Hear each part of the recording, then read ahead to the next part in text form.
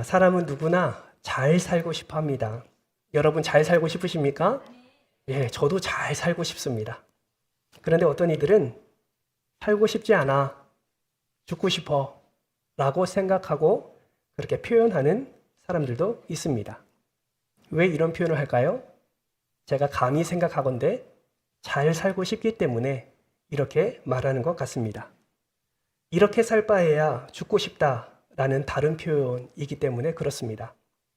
만약에 잘 살고 있다면 이런 표현을 하지 않겠죠. 사랑하는 성도 여러분, 어떻게 하면 잘 살 수 있을까요? 여러분, 돈을 많이 버는 것이 잘 사는 것일까요? 궁극적으로 보면, 좀 어느 일부분을 보면 우리에게 분명히 유익이 되는 것은 있습니다. 돈이 많으면 선택의 자유가 커지고요. 어디서 살 것인지, 무엇을 먹을 것인지, 무엇을 할 것인지 그것을 선택할 수가 있습니다. 또 돈이 많으면 투자해서 배우는 것도 많을 수 있고 성장할 수 있는 기회도 많습니다. 갑작스러운 위기를 만날 때 물질로 대응을 할 수가 있지요. 그러나 여러분, 돈으로 할 수 없는 것이 더 많습니다. 돈으로 마음의 평화를 살 수가 없습니다. 사랑하는 가족들이 돈 때문에 깨어지는 모습을 우리는 심심치 않게 보게 되지요. 또 돈으로 단잠을 살 수 없습니다. 아마 여기 우리 성도들 중에도 밤에 잠을 잘 못 주무시는 분들이 있을 겁니다. 아마 그분들의 심정은 얼마나 돈이 들어서라도 단잠 한번 자고 싶다라는 생각을 하시는 분들도 있을 겁니다. 여러분, 돈으로 가정의 행복을 살 수 없습니다. 가장 중요한 것은 돈으로 영생을 살 수가 없습니다. 이처럼 돈으로 생활에 조금 편리함을 누릴 수는 있지만 그렇다고 잘 살도록 하는 결정적인 요소는 되지 못한다라는 것이죠. 그렇다면 여러분, 성경에서 잘 사는 것을 무엇이라고 말씀하고 있을까요? 잘 살기 위해서 어떻게 해야 된다고 성경은 말하고 있을까요? 많은 사람들은 잘 사는 것에 가장 필요한 것이 건강이라고 말을 합니다. 건강 참 중요하죠. 육체의 건강뿐만 아니라 마음의 건강이 요즘 너무 중요하게 여겨지는 시대입니다. 아프면 돈이나 성공이 있어도 삶의 만족도가 크게 떨어지기 때문이지요. 어떤 이들은 안정적인 경제력이라고도 말을 합니다. 아주 큰 부자가 아니더라도 생활비 걱정 없이 미래를 계획할 수 있는 수준의 경제적 안정은 삶의 질을 높인다라고 말을 합니다. 어떤 이들은 잘 살기 위해서 좋은 관계가 필요하다고 말합니다. 가족, 친구, 배우자, 공동체와의 관계는 행복 연구에서 늘 상위권을 차지하고 있지요. 어떤 이들은 자유와 여유를, 어떤 이들은 인정과 성취감을, 어떤 이들은 평안이 그렇게 잘 사는 것의 요인이다라고 말하는 분들이 있습니다. 아마 여기 계신 분들도 이러한 것이 행복의 요인이다 생각하시며 열심히 살아가고 계시는 분도 있을 겁니다. 여러분 열심히 운동하고 계시죠? 열심히 돈 벌고 계시죠?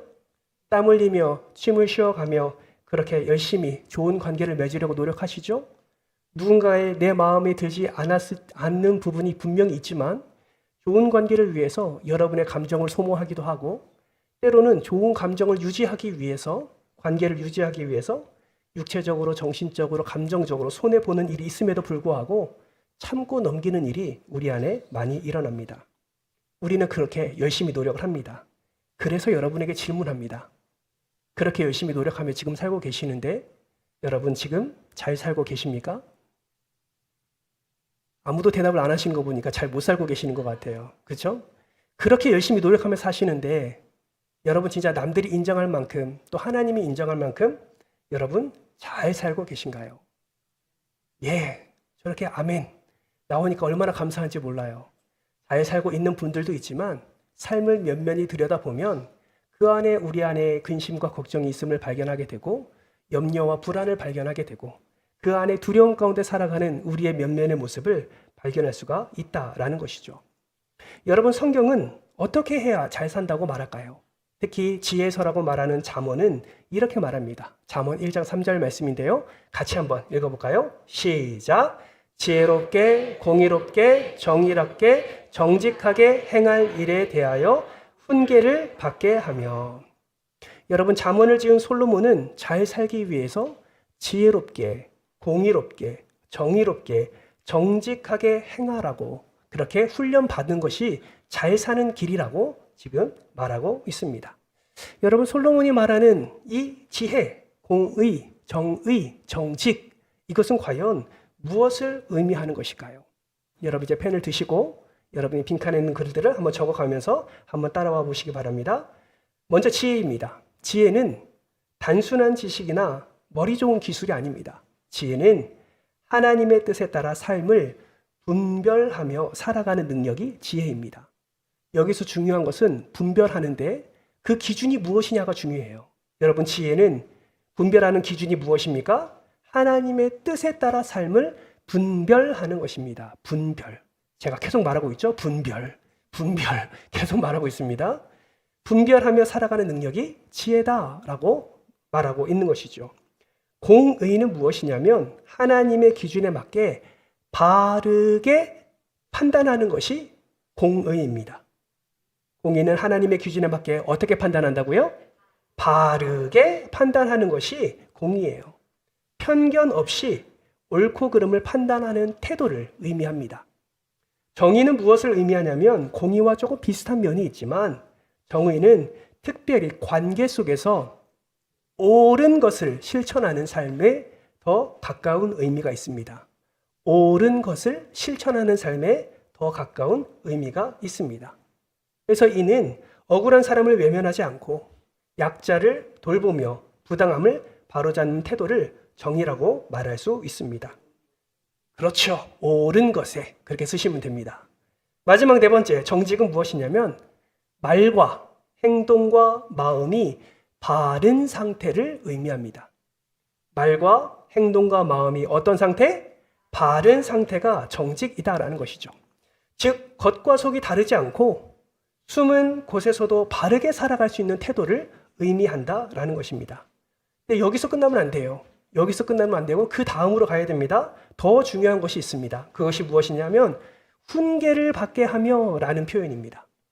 정말 잘 살려면요, 지혜롭게, 공의롭게, 정직하게, 정의롭게 살아가야 되는데 이러한 지혜와 공의와 정직과 정의롭게 살기 위한 훈련을 받아야 된다라고 솔로몬은 이야기하고 있는 것입니다.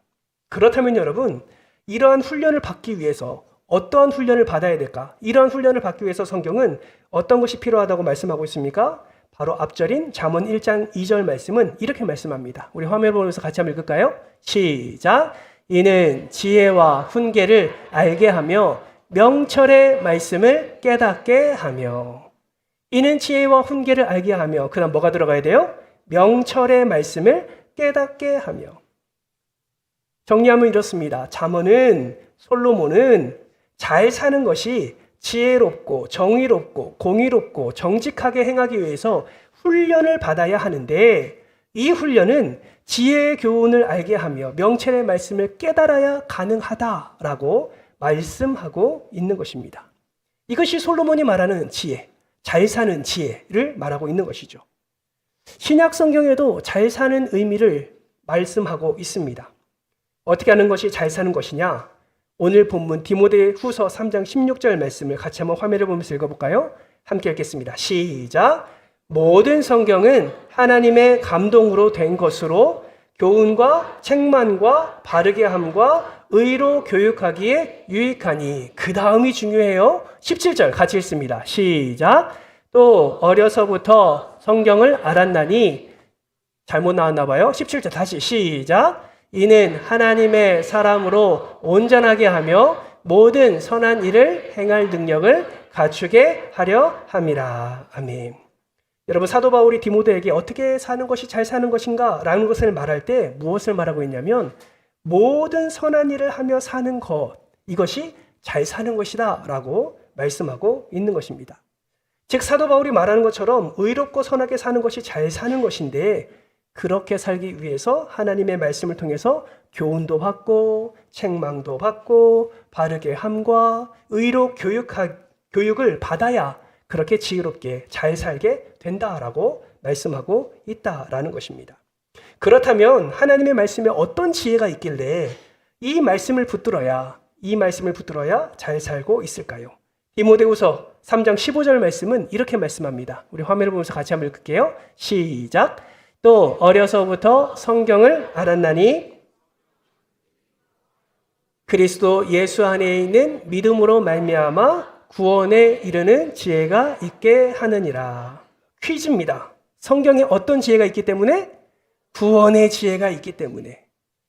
구원의 지혜가 있기 때문에 이 하나님의 말씀을, 그 지혜를 깨닫고 명철을 알며 그것을 가지고 지혜와 공의와 정의와 정직을 행할 일을 훈련받으며 모든 선한 일을 행하는 자리까지 나아가게 될 때에 우리는 하나님이 말씀하신 잘 사는 인생으로 세워질 수 있다라고 말씀하고 있는 것입니다. 그렇기 때문에 여러분, 우리는 무엇을 기억해야 됩니까? 정말 잘 살기 위해서는 건강도 챙겨야죠.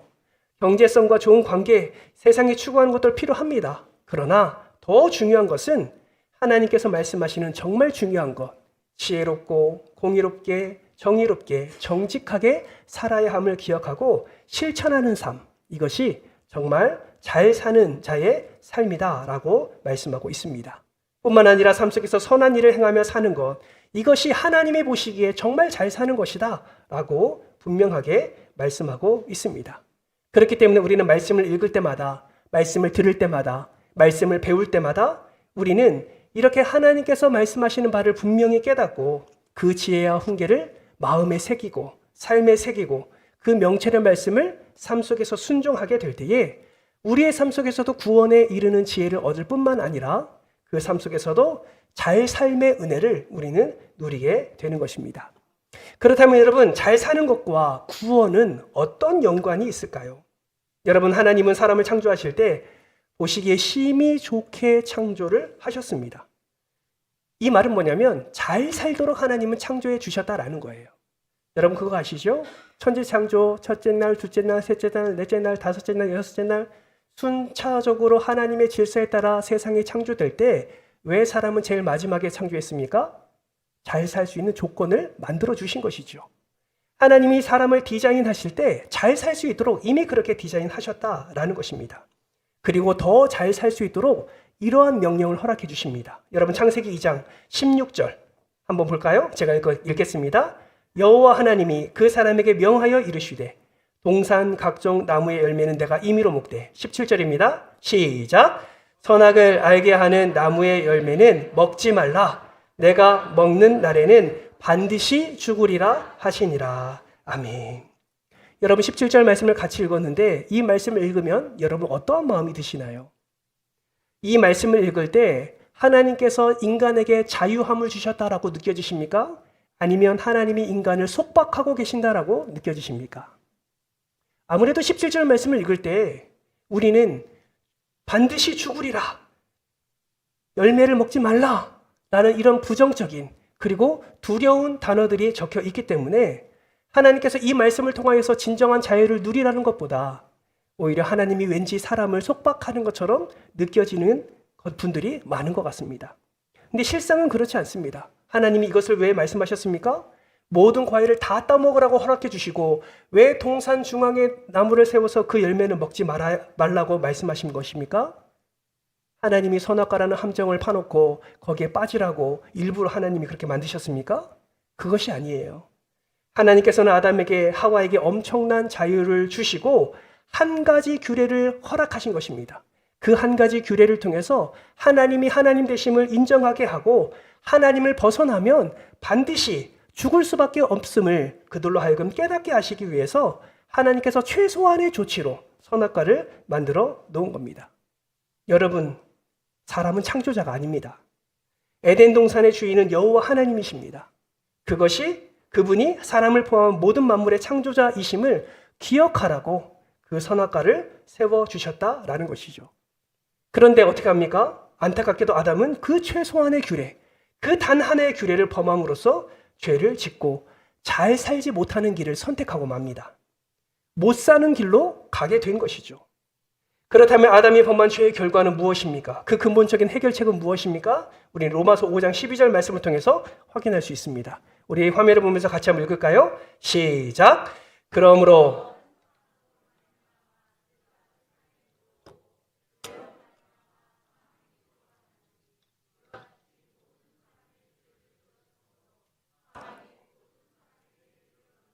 아멘. 인류의 대표인 아담이 범죄함으로 사망이 세상에 들어왔고 그 사망이 모든 사람에게 이르게 되었다라고 성경은 말씀하고 있습니다.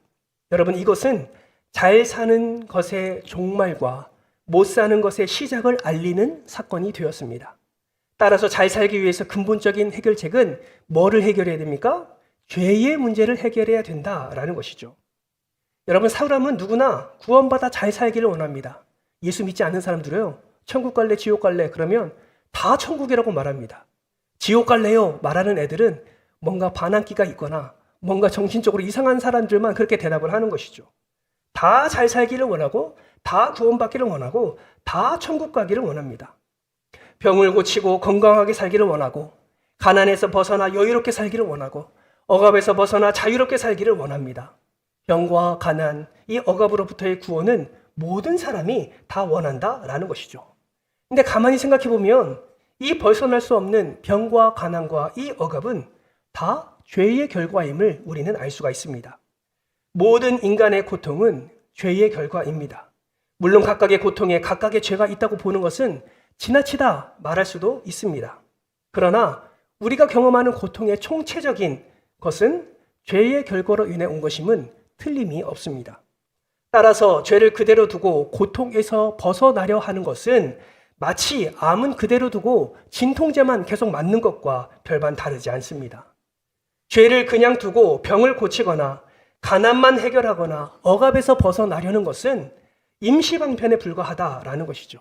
그러므로 여러분, 잘 살기 위해서 무엇을 우리는 해결해야 됩니까? 먼저 죄로부터의 구원의 은혜를 우리는 누려야 하는 것입니다. 그 죄로부터의 구원에 이르는 지혜가 성경에 있다고 말하는 것이죠. 그래서 이 지혜가 로마서 5장 17절 말씀에 기록되어 있는데요. 우리 17절 말씀도 같이 한번 읽어볼까요? 시작! 한 사람의 범죄로 말미암아 사망이 그 한 사람을 통하여 왕노릇 하였은즉 더욱 은혜와 의의 선물을 넘치게 받는 자들은 한 분 예수 그리스도를 통하여 생명 안에서 왕노릇 하리로다. 아멘. 여러분, 성경은 분명히 말씀합니다. 한 분 예수 그리스도를 통해서 생명 안에서 왕노릇 하리로다. 이 말씀은 그리스도를 통해 고통의 원인인 죄에서 구원받을 수 있고 구원받은 자는 반드시 성경을 따라 의롭고 선하게 살아야 함을 말씀하고 있다라는 것이죠. 그렇습니다. 모든 사람은 잘 살기 위해서 성경의 지혜를 따라 의롭고 선하게 살아야 합니다. 저와 여러분도 마찬가지입니다. 하나님의 감동으로 된 이 성경을 참된 진리로 우리는 믿고 이 지혜를 우리가 받아서 하나님이 말씀하시는 그 잘 삶의 은혜를 우리는 누려야 하는 것입니다. 여러분, 하나님의 감동으로 되었다라는 것은 무엇을 의미합니까? 하나님의 영으로 이 성경이 기록되었다라는 의미도 있지만 또 다른 의미에는 하나님의 생기가 들어갔다라고도 표현하기도 합니다. 여러분, 생기 기억하시죠? 사람을 만들고 그 코에 하나님께서 무엇을 불어넣으셨습니까? 생기를 불어넣으셨어요. 이렇게 불어넣으셨다고요. 불어넣으니까 뭐가 생겼어요? 그가 생명이 된지라 라고 말씀합니다. 생명은 뭐예요? 하나님의 호흡, 하나님의 생기가 들어가자 살아있는 영이 되었다라고 성경은 말씀하고 있는 것이죠. 그래서 여러분, 생기는 무엇을 의미하냐면 적으세요. 하나님의 창조의 능력을 의미합니다. 생기는 무엇을 의미한다고요? 하나님의 창조의 능력을 의미하는 거예요. 홍대훈 목사의 말이 아닙니다. 창세기 2장 7절 말씀을 보면 이렇게 표현됩니다. 여호와 하나님이 땅의 흙으로 사람을 지으시고 생기를 그 코에 불어넣으시니 그 사람이 무엇이 되었다고요? 생명이 되니라 라고 말씀하고 있습니다. 하나님께서 생기를 불어넣으셨어요. 살아있는 영이 되었습니다. 여기서만 이 생기가 나오지 않습니다. 여러분, 에스겔 37장 10절 말씀을 보십시오. 여기서도 생기가 등장하는데요. 같이 한번 읽겠습니다. 시작! 이에 내가 그 명령대로 대언하였더니 그들에게 들어가매 그들이 곧 살아나서 일어나서는데 극히 큰 군대더라. 여러분, 에스골 골짜기에 마른 뼈들이 수없이 많습니다. 그때 선지자가 예언하니 뼈가 들어맞기 시작하고 그리고 그들에게 생기가 들어가니 그들이 살아있는 강한 군대가 되었다라고 성경은 말씀하고 있습니다. 그렇기 때문에 생기는 하나님의 창조의 능력을 나타낸과 동시에 이러한 의미도 있습니다. 적어볼까요? 하나님의 부활의 능력도 의미가 있다라는 사실을 우리는 기억해야 됩니다.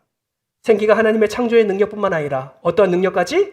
부활의 능력까지 포함되어 있다라는 것을 우리는 생각해 볼 수 있습니다. 즉 하나님의 말씀이 하나님의 생기가 들어가 기록되어 있는 이 하나님의 말씀은 이 자체가 하나님의 창조의 능력과 하나님의 부활의 능력이 포함되어 있는 진리의 말씀이다라고 우리는 알 수가 있는 것이죠. 그렇기 때문에 우리가 이 말씀을 어떻게 합니까? 읽는 것입니다. 왜요? 하나님의 능력의 말씀이기 때문에 그렇습니다. 우리가 말씀을 읽는 이유가 하나님의 감동으로 된 것이고 하나님의 생기가 들어간 말씀이기 때문에 우리는 이 진리를 포기할 수가 없는 것이죠. 이 진리를 붙잡고 있을 때 구원에 이르는 지혜를 우리가 받게 되고 이 구원의 지혜를 이루는 지혜를 우리가 알게 되었을 때 우리의 삶 속에서 하나님의 잘삼의 은혜를 우리가 누릴 수 있게 된다라는 것입니다. 그렇다면 여러분, 하나님의 생기로 된 하나님의 감동으로 기록된 이 성경을 읽으면 어떤 유익이 있을까요? 오늘 우리가 함께 읽은 본문 디모데후서 3장 16절은 4가지의 유익을 말하고 있습니다. 같이 한번 오늘 본문 말씀을 다시 한번 읽어볼까요? 같이 한번 읽겠습니다. 시작! 모든 성경은 감동으로 된 것으로 교훈과 책망과 바르게 함과 의로 교육하기에 유익하니 4가지가 등장합니다. 첫 번째는 무엇입니까? 교훈입니다. 교훈. 교훈의 의미는 무엇입니까? 무엇이 바른 길인지를 알려주는 하나님의 가르침입니다. 구원이 목적이라면 그 구원에 도착하기까지 어떠한 길이 바른 길인 것인지 하나님께서 말씀해 주시는 것이 바로 교훈이다라는 것이죠. 두 번째는 무엇입니까? 책망입니다. 교훈에 따라 살지 않을 때 그 길이 잘못되었음을 알려주는 하나님의 가르침입니다. 셋째는 바르게 함입니다. 이는 책망을 받았음에도 돌이키지 않을 때 억지로 바른 길로 가도록 이끄시는 하나님의 인도하심입니다. 마지막 4번째는 의로 교육입니다. 옳은 길을 가도록 이끄시는 하나님의 가르침을 의미합니다. 오늘 새가족 교육에 이 말씀을 가지고 함께 말씀을 나눴습니다. 새가족 교육할 때 내비게이션을 예로 들어서 말씀드렸는데 내비게이션이 이와 같아요. 우리가 가는 바른 길을 알려주고 그 바른 길로 따라가지 않았을 때 다시 새로운 길로 알려주고 어찌 되었건 목적지까지 도착하도록 인도해 주는 것이 내비게이션의 역할이라면 성경도 그렇다라는 것입니다. 교훈을 통해서 우리에게 바른 길을 알려주고 책망을 통해서 잘못된 길을 다시 한번 고칠 수 있도록 해주고 꾸짖어 주시고 바르게 함을 통해서 다시 바른 길로 갈 수 있도록 인도해 주시며 의로 교육을 통해서 옳은 길을 가도록 인도해 주신다라는 것입니다. 이것을 우리가 아멘으로 받고 이 말씀대로 살아가면 우리는 하나님께서 허락해 주신 이 유익을 누릴 뿐만 아니라 이것을 통해서도 하나님의 기쁨의 은혜에 동참할 수 있게 된다라는 것입니다. 그렇다면 성경에서 배운 사람 중에 어떤 경우도 있을 수 있습니까? 안타깝게도 성경을 배워도 진리의 지식에 이르지 못하는 경우도 있습니다. 디모데후서 3장 7절 말씀을 보실까요? 이렇게 말씀하세요. 항상 배우나 진리의 지식에 이를 수 없느니라. 참 안타까운 말씀입니다. 말씀은 배웁니다. 항상 배워요. 끊임없이 배웁니다. 계속 듣습니다. 말씀을 읽습니다. 그런데 안타깝게도 진리의 지식에 이르지 못하는 이가 있다라는 것이죠. 정말 바라고 소망하기는 우리 성도들 가운데는 이러한 일이 없기를 주님의 이름으로 축복합니다. 배울 때마다 깨닫게 되어지고 깨달을 때마다 진리의 지식에 이르시기를 주님의 이름으로 축복합니다. 열심히 배웠는데 진리의 지식에 이르지 못한다면 얼마나 마음에 어려움이 있을까요? 성경을 배워도 진리의 지식에 이르지 못하는 이유가 무엇입니까? 디모데후서 3장 14절은 이렇게 말합니다. 14절 말씀 같이 한번 읽어볼까요? 시작! 그러나 너는 배우고 확신한 일에 거하라. 너는 내가 누구에게서 배운 것을 알며. 왜 진리의 지식에 이르지 못합니까? 배우기는 하는데 확신이 없기 때문에 그렇습니다. 왜 확신이 없습니까? 하나님의 말씀을 믿음으로 받지 못하고 의심되기 때문에 그렇습니다. 믿음의 확신이 없으니 순종도 없는 것이죠. 확신의 삶을 살 수가 없는 것입니다. 그러므로 여러분, 성경을 배워 진리의 지식을 얻고 의롭고 선하게 잘 살아내는 능력을 얻기 위해서 우리는 어떻게 해야 됩니까? 이것을 꼭 기억하세요. 3단계가 있습니다. 첫 번째는 무슨 단계입니까? 거기 써져 있죠? 첫 번째는 무슨 단계입니까? 머리 지식 단계죠. 머리 지식 단계. 두 번째 단계는 가슴 지식 단계입니다. 가슴 지식 단계. 세 번째는 생활 지식 단계입니다. 생활 지식 단계. 이 3단계를 거치며 우리가 정말 그 진리의 삶을 살아가게 되는데 어떻게 살아가냐? 머리, 가슴, 그리고 생활을 통해서 우리는 그 지식의 단계로 나아갈 수 있다라는 것이죠. 예를 들면 이런 겁니다. 오늘 낮에 가장 중요한 우리가 함께 나눈 핵심 주제가 무엇이었습니까? 거듭남이었습니다. 거듭남의 말씀을 들었어요. 그래서 거듭남이 무엇을 의미하며 어떻게 해야 거듭남 날게 되는 건지도 알았고 어떤 것이 거듭남을 확신하고 확증하는지도 우리는 알았습니다. 그것에만 머물러 있으면 어디 지식에만 머물러 있는 거예요? 여기에만 머물러 있는 거예요. 머리 지식에만 머물러 있는 겁니다. 그런데 이 머리 지식이 어디까지 내려와야 돼요? 가슴 지식까지 내려와야 된다고요. 그리고 이 가슴 지식이 어디까지 가야 됩니까?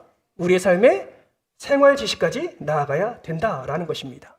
이 단계가 이렇게 진행되는 거예요. 그래서 첫 번째는 어떻게 단계가 진행되냐? 머리 지식을 가슴 지식으로 이어지는 단계가 필요하다라는 것입니다. 여러분 진리를 알 때 먼저 지식적으로 알게 되고 그 머리 지식에서 출발하고 하게 됩니다. 머리 지식을 갖는다는 것은 체계적으로 안다는 것이고 확실하게 배운다라는 뜻입니다. 그런데 여기서 끝이면 안 되죠. 가슴 지식으로 나아가야 됩니다. 이 말은 무엇을 의미하냐면 가슴 지식으로 나아간다는 것은 마음으로 깨달아지는 것을 의미합니다. 그리고 그 말씀 때문에 마음의 자유와 즐거움을 경험하게 되는 것을 의미합니다. 그렇다면 머리 지식이 마음 지식, 가슴 지식이 되기 위해서 어떻게 해야 할까요? 실편 1편, 2편은 2절은 이렇게 말씀합니다. 우리 같이 한번 읽어볼까요? 시작! 오직 여호와의 율법을 즐거워하여 그의 율법을 주야로 묵상하는도다. 여러분 머리 지식이 가슴 지식이 되려면 우리는 말씀을 깊이 묵상해야 되고 말씀을 암송하는 것이 필요하다고 말씀하고 있습니다. 여러분 말씀을 많이 읽으십시오. 말씀을 많이 들으십시오. 거기서 멈추지 말고 말씀을 많이 묵상하십시오. 어떤 의미가 있는지 생각해보고 가능한 연구도 해보십시오. 잘 모르는 것이 있으면 신뢰하는 신앙의 선배나 교육자들에게 물어보십시오. 그래서 그 말씀을 확실히 믿고 이해하십시오. 그리고 그 말씀을 암송하십시오. 여러분 암송이 참 쉽지 않습니다. 너무 쉽지 않아요. 그러나 노력하면 됩니다. 여러분 오늘 본문 말씀이 어디 말씀이에요? 디모데후서 3장 16절 말씀. 항상 우리가 진리편을 또 생활편을 할 때 한 구절씩만 가지고 지금까지 본문을 삼아왔습니다. 왜 그랬을까요? 그것이 핵심 요절 말씀이기 때문에 그렇습니다.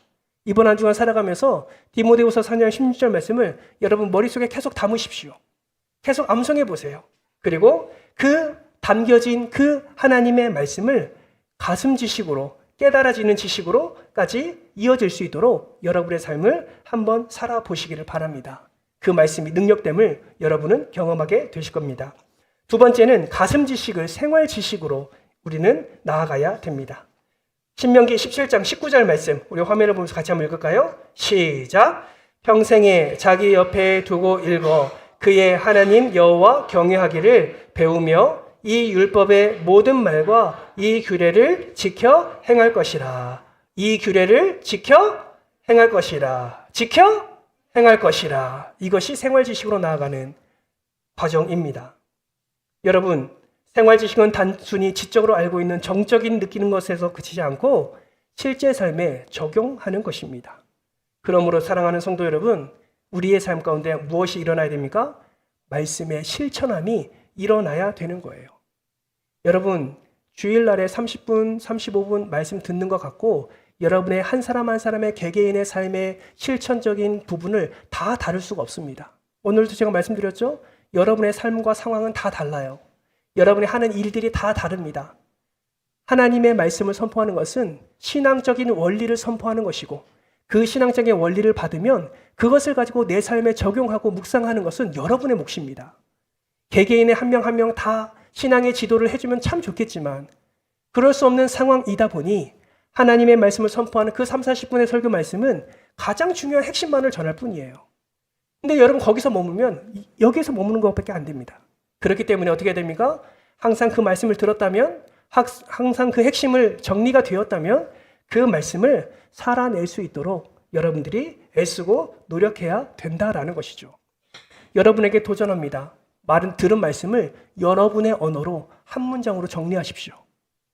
말씀이 이해가 되지 않습니까? 여러분 한 번 더 들어보세요.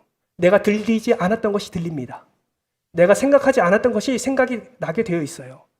한 번 더 들었는데도 모르겠다. 한 번 더 들으십시오. 여러분 반복이 기적을 낳습니다. 그렇게 해서 여러분이 여러분의 언어로 오늘 말씀의 한 문장을 정리해 보십시오. 여러분의 삶에 적합하도록. 그리고 그 말씀, 그 한 문장을 마음에 새기고 실천하며 나아가게 되면 그 말씀이 머리 지식에만 머무는 것이 아니라 감동의 깨달음으로, 더 나아가 삶으로, 생활 지식으로 이어져서 하나님의 말씀의 능력됨을 여러분은 반드시 경험하게 될 것입니다. 사랑하는 성도 여러분, 말씀을 맺습니다.